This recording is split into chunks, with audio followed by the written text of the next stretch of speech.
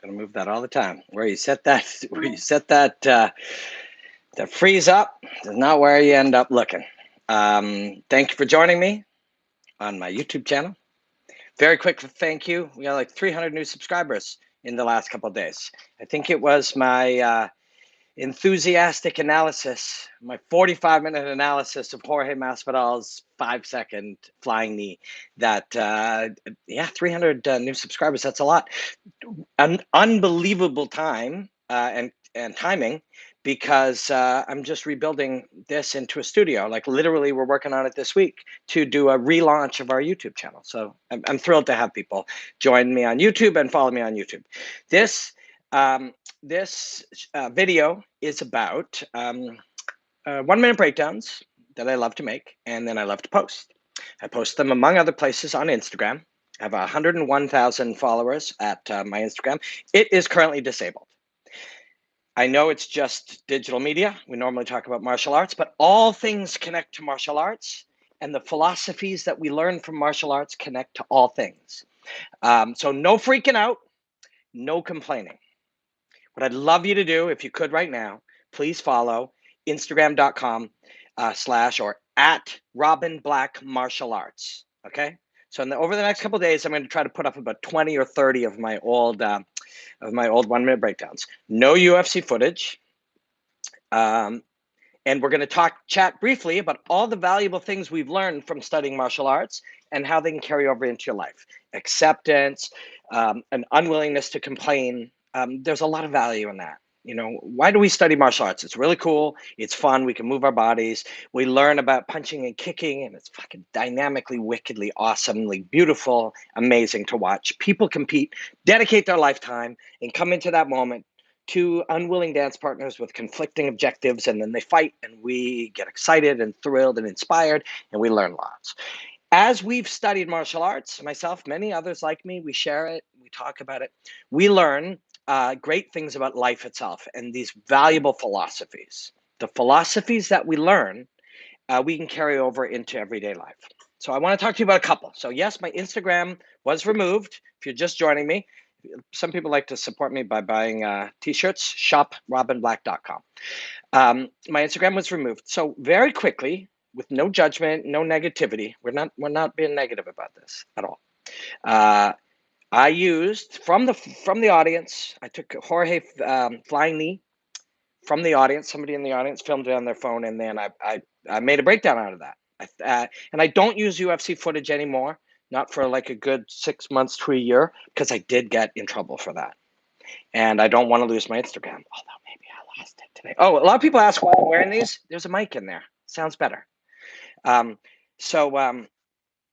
I didn't want to lose anything, and they asked me not to do it. And I have a lot of friends at the UFC and people that I really like, and I understand. We're going to examine why they might do that in a positive way as well, because what happens in a lot of these cases is we freak out.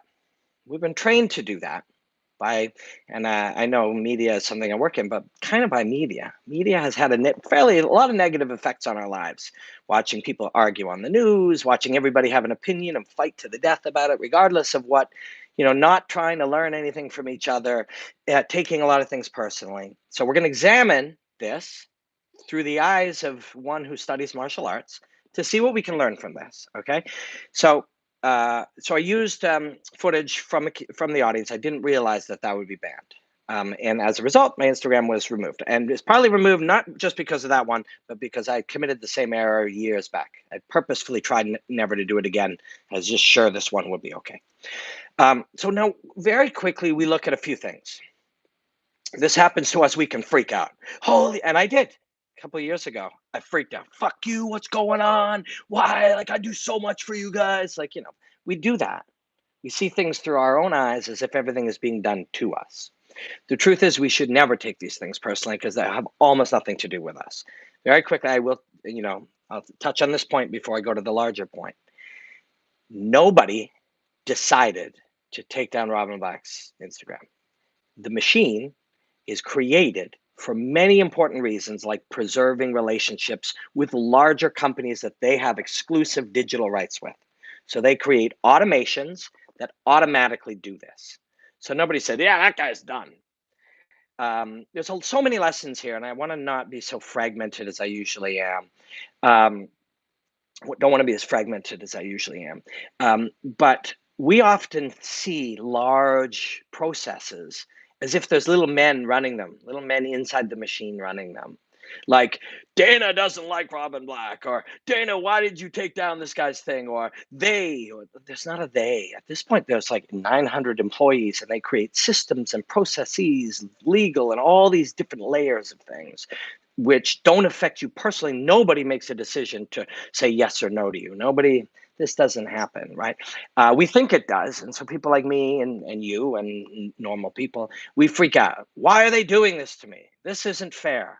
Most of these cases, the real valuable lesson is that nobody's making any decision to do something to you. The processes that are going on conflict with your goals. And that's okay. Now, why do I bring this up? And how does this relate to fighting, more importantly?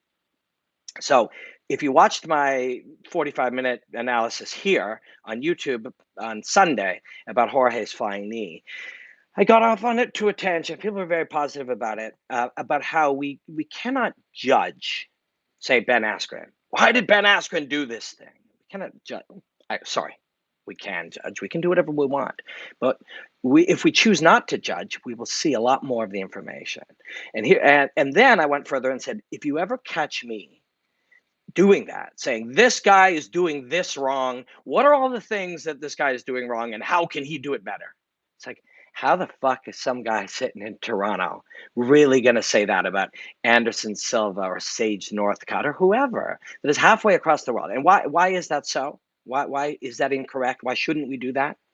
Is because we're missing like 95% of the information. There's this really powerful bias that's called what you see is all there is, or what we see is all there is. So we believe this punch lands, this guy goes down. Why the fuck wasn't that guy's hand up? Or this flying knee. Why did Ben Askren do this? What you see is all there is the most incorrect, the most biasing thing in the world. We see these bits of information, we think that's it. Somebody said confirmation. I won't be able to address a lot of questions and thoughts here. I gotta analyze this in a way that's valuable to me and hopefully bring some value to you.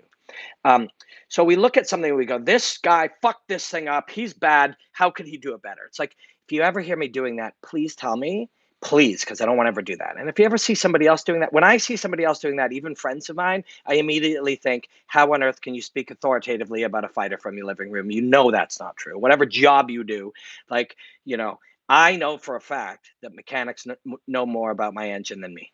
No matter what I know about it, I know they know more. And I know whatever I think, they have more information. I know that women who have given birth to children know a lot more about childbirth than me, right? And you better fucking believe that a fighter in a fight knows a hell of a lot more than somebody sitting there watching. We get affected by what you see is all there is bias. So if you start to ease and soften into that thinking, what happens is you realize, wait a second, I'm missing almost all the information. And it gets really empowering. It gets really inspiring. It inspires you to find more.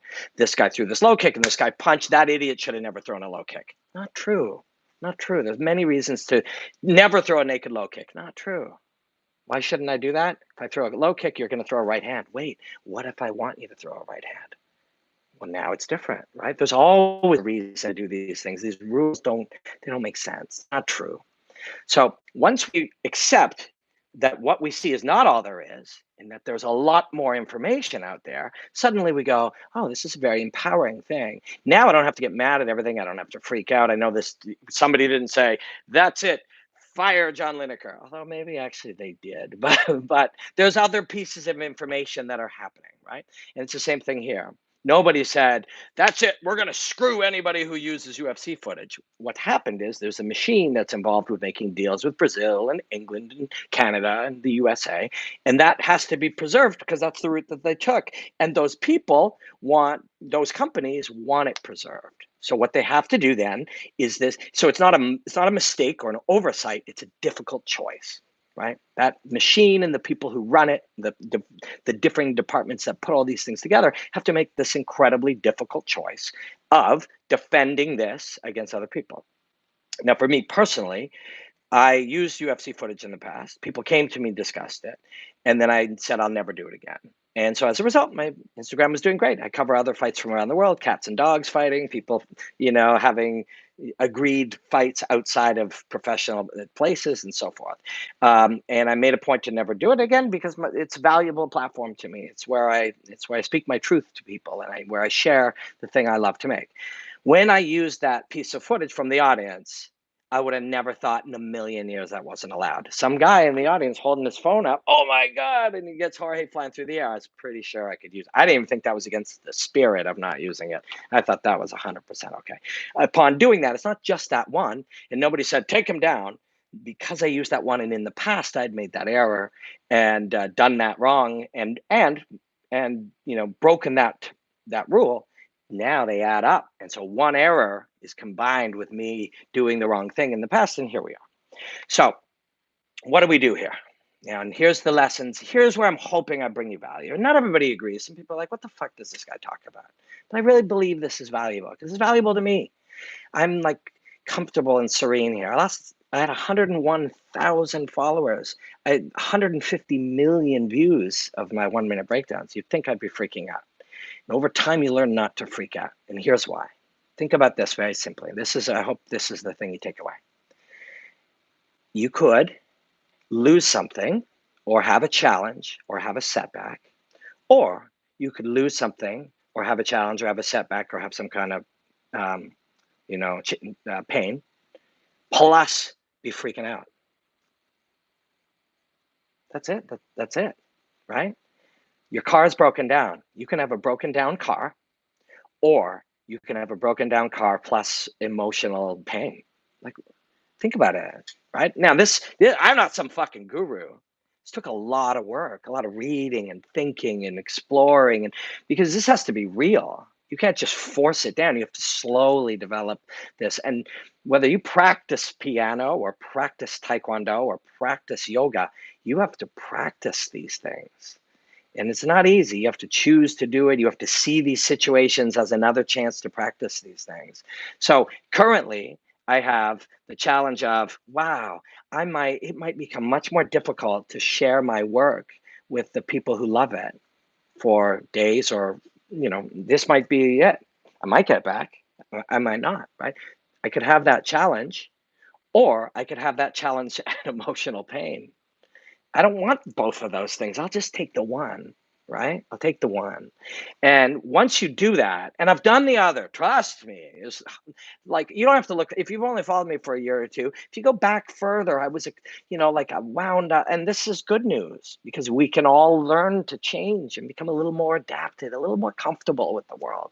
But I was definitely one of these people who would freak out back when I was in a band, and I took everything personally. And I'll put together a book list on my website. I have a website we don't use a lot, but I believe it's robertblackmma.com. Don't quote me. We don't use it a lot. But I'm relaunching all of these things right now. So this challenge is not great timing, but it is what it is. I'm going to learn a lot from it.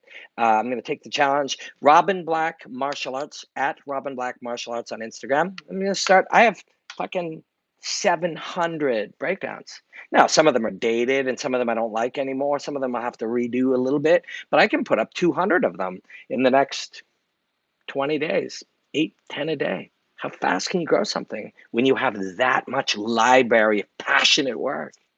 It's a challenge I might be up for, right?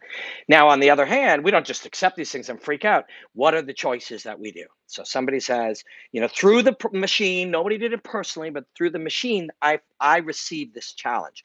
All part of business, by the way. I'm now in the business of making and sharing analysis and commentary of martial arts and the lessons I learn around it. That's my business. It's the Robin Black business. I have Mark Manoharan. He's coming over today. He works with me, and I have a couple of interns, and I'm always looking for interns that will turn into paid work if they're good. And before anybody says anything about interns, I work for free to this day. I did my first commentary gig at BKB in London, flew to London for free. Did my first commentary gig only a month back at CES in Hartford for free. I do it to this day, and I will always do it. I've always done it, and I will always do it because I believe if you have value, you're not fucking afraid. You don't need $200. You can find. I'll get a job bartending to make the $200 that I need to eat while I do something for free. I will fucking do that. I'll do it for the rest of my life. So no judgment there. Again, if you freak out over some of these things, if I freak out because my Instagram gets suspended or what disabled or whatever it is, if we freak out because I'm not fucking working for free, you know, I know my value. So do I, and I work for free.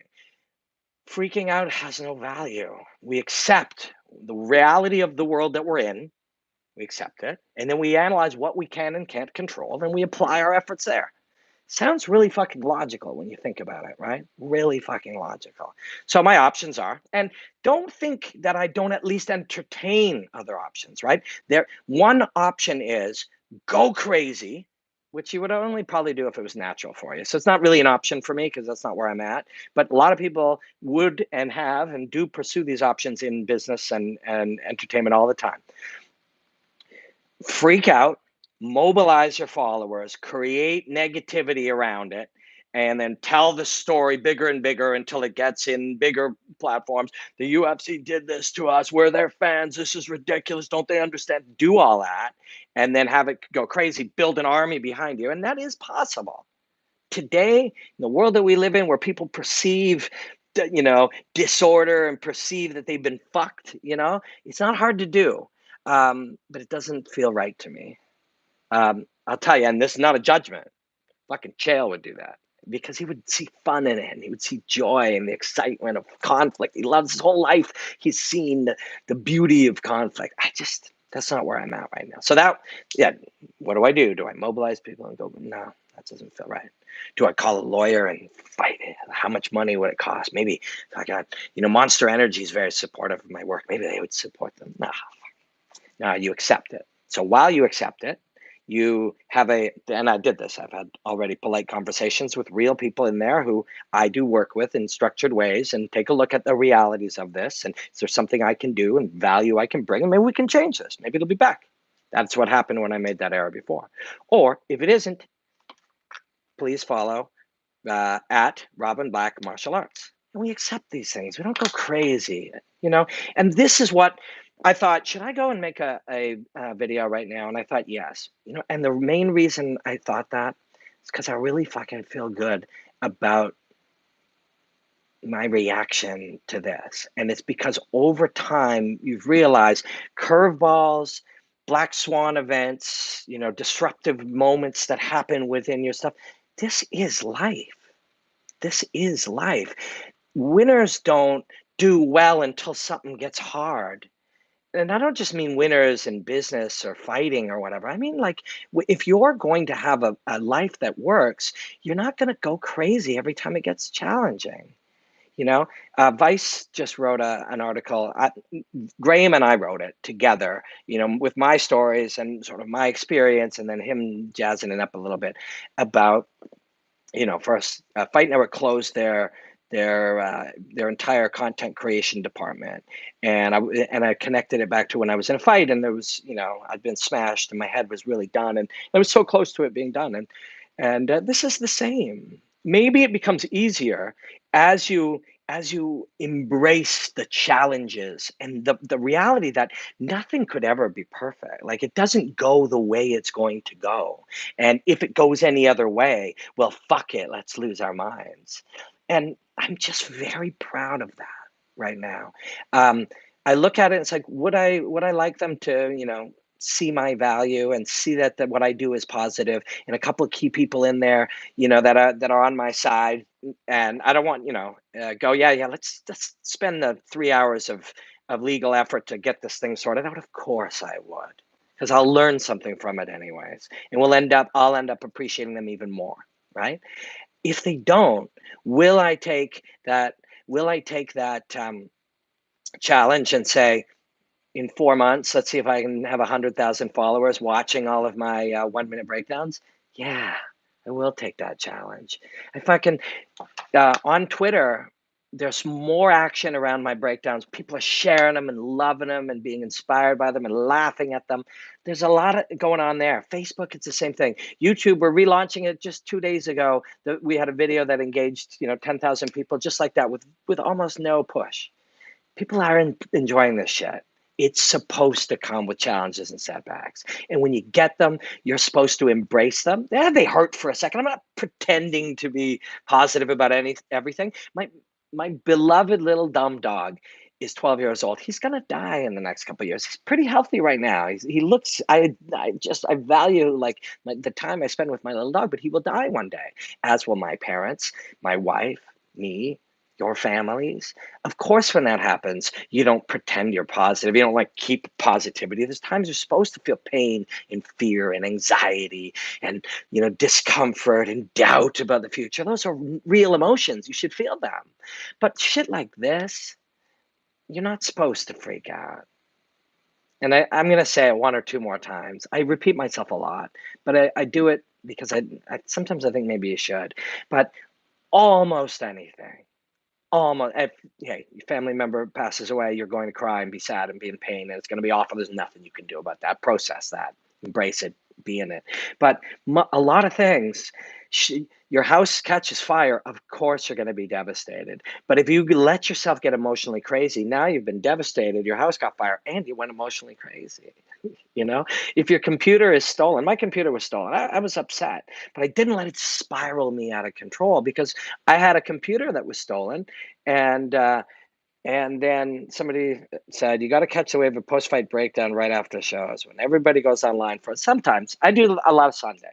I like to do Sundays because I like that. Also, I usually work. I have a television job in Canada, so I'm in the studio till like 3. This time I did a 3-minute analysis of Jorge. I did that 1-minute analysis that has resulted in being, and again, if you're just joining me, no individual person said, fuck that guy. And I know that. I didn't used to know that.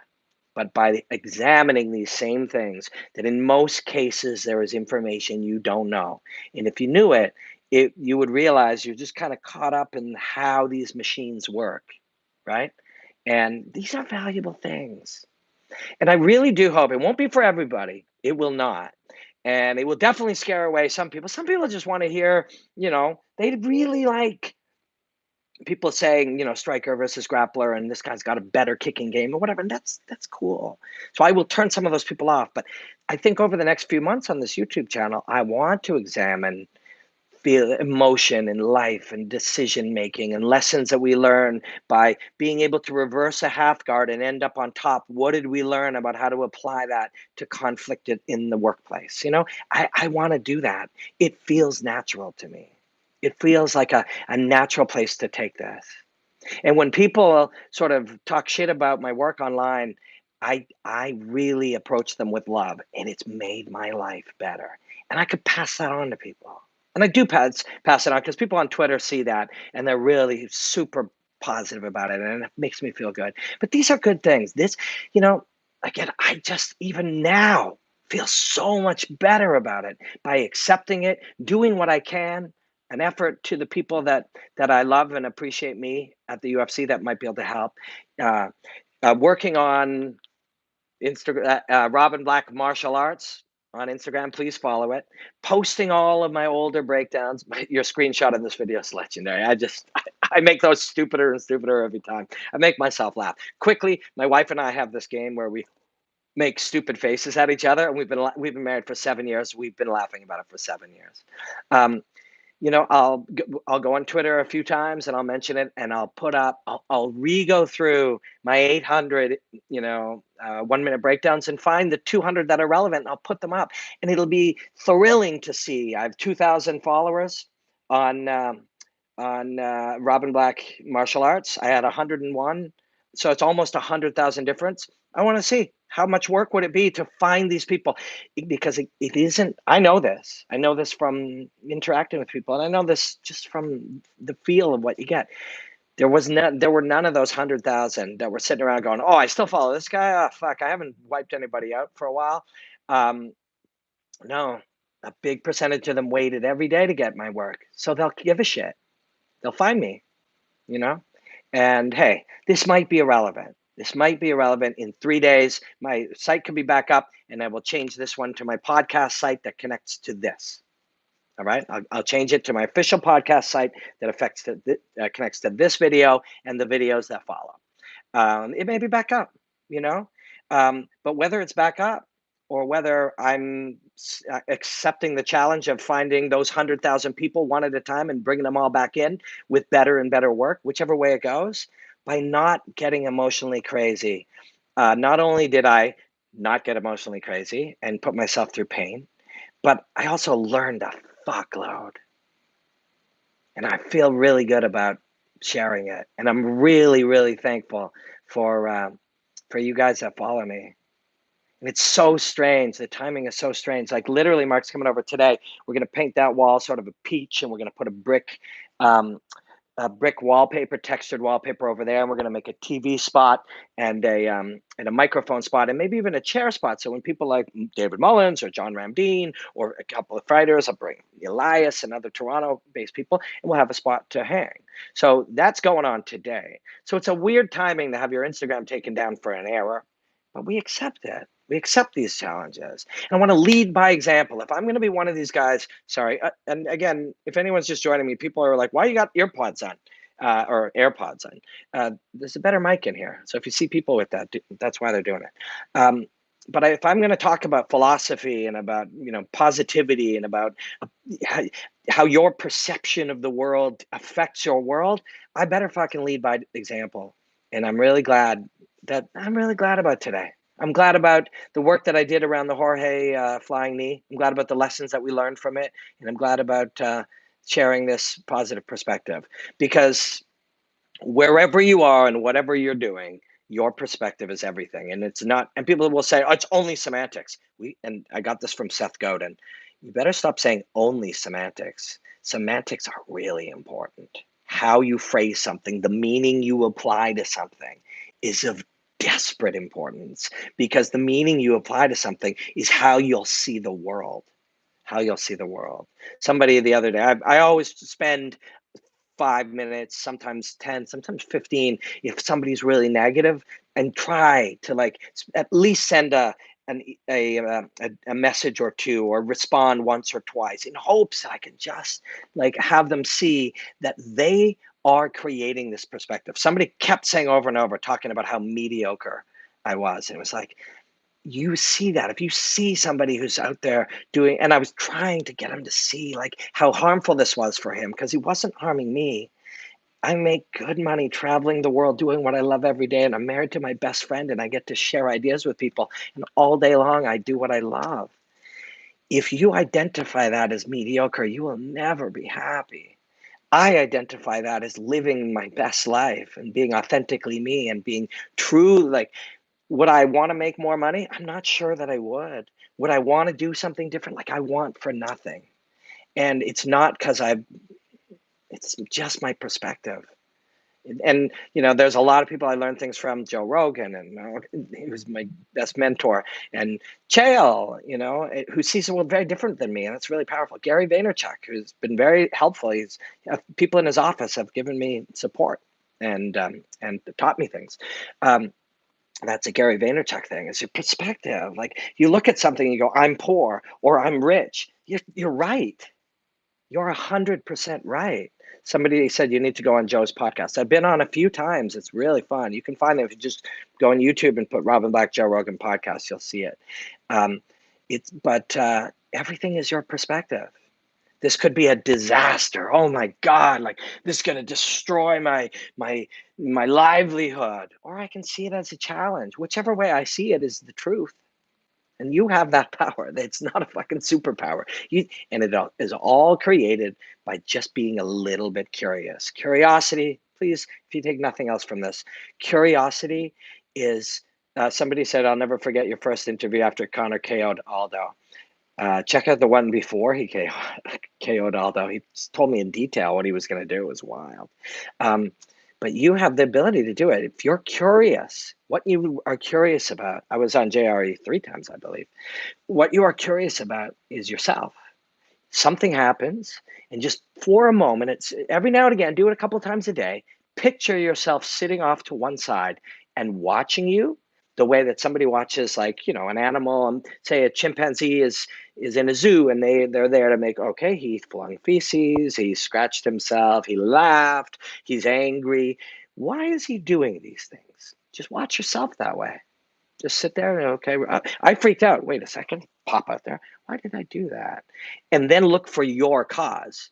You'll often say, well, I freaked out because they said this.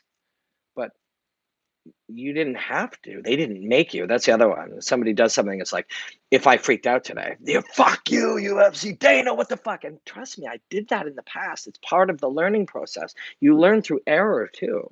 But if I did that, I would now, and then I'd be like, well, why are you freaking out? Well, those fucking guys took down my page. That's an independent thing. You're freaking out because you don't have control over yourself and your emotions. You're freaking out because of your reaction to a thing. A thing is just a thing. The machine, the way it's structured, based on thousands of variables that I cannot see, resulted in this thing happening. By the way, follow me at Robin Black Martial Arts on Instagram. I'll be putting up, I'll shoot for 200 breakdowns this month, unless I'm back up at my other one, and then I will be putting up hundreds there. I will shoot for 200 this month, which is almost 10 a day. That's a lot. I don't know if I'm going to hit it, but I will. Please follow me, and please refer me. Please mention it at Robin Black Martial Arts. But if I freaked out, and I would say, why are you freaking out? It's like, I'm freaking out because they did this. No, nobody did anything to you. The machine went the way the machine went, and it resulted in this thing. And you are what you're talking about isn't made for people who just joined. LOL, I'm lost. Okay, I apologize. Good point.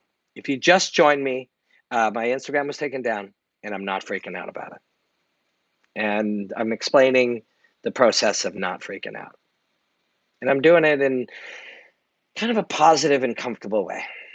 And I'm glad. But anyways, so hopefully it'll be back up. If you want to support me, you can go to shoprobinblack.com and buy a t-shirt.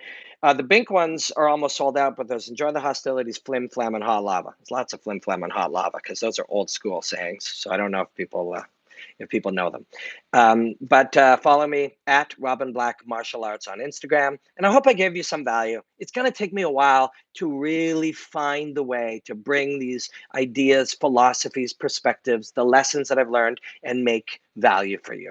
It's going to take me a while to do that, but I'm going to do it in my new YouTube cave that we're building right now. And watch for all my breakdowns at Robin Black Martial Arts. And thank you guys so much. Thank you so much. I really appreciate you. This is a wonderful thing in life to have a lot of people that you can chat with and share ideas with. So now I would say black out and enjoy the hostilities. But if you do have one or two questions, let's do it. Anything. Life, martial arts, Jorge Masvidal. Somebody said, I never had Instagram anyways. I would have if I knew where you were, but who cares? Thanks, Chris. Audio, Robin. Catch you next time. Oh, adios. Love you, Robin. Yeah, a lot of real positive stuff. What is the meaning of life? That's heavy. But I will recommend a book.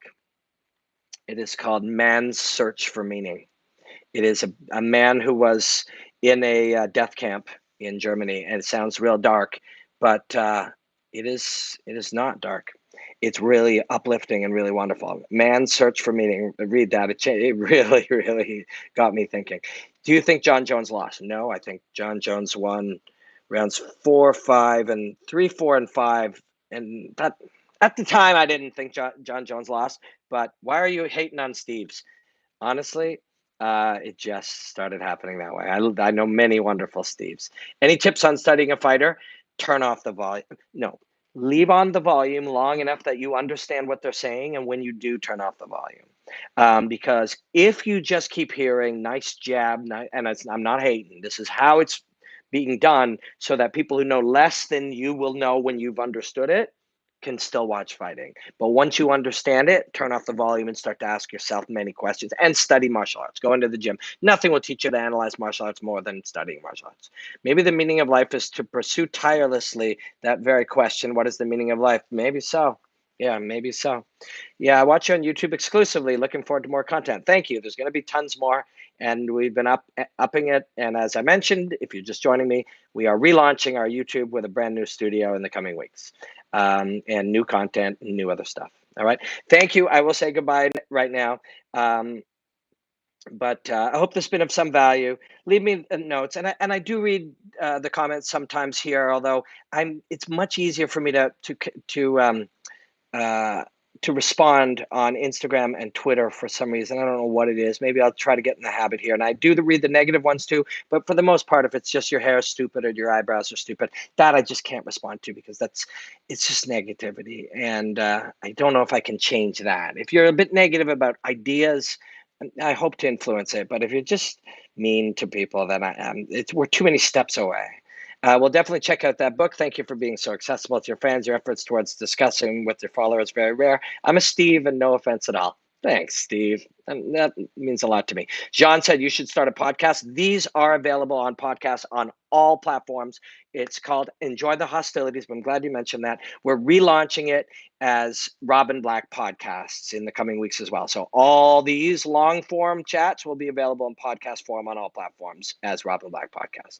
Best MMA analyst I've ever heard. Keep it up, please. Thank you, Voodoo. Thanks, guys. I think we will shoot another one today. I think it will not be about this, but we will shoot another YouTube video later today. Maybe just walking around in the studio and telling you our plans. I appreciate you deeply. Did I mention shoprobinblack.com? And follow me on Instagram at Robin Black Martial Arts. Love you guys. Enjoy the hostilities. Black out.